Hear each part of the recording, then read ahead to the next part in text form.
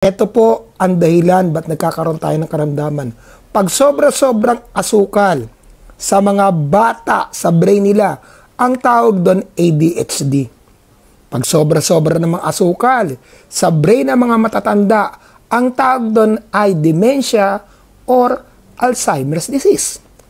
Pag sobra namang asukal sa mata, ang tawag doon glaucoma at maraming nabubulag dyan.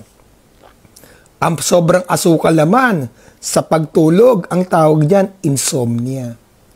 Ang sobra-sobrang asukal naman na pupunta po sa skin, ang tawag doon aging. Bata pa lang, matanda ng tingnan ng balat nila.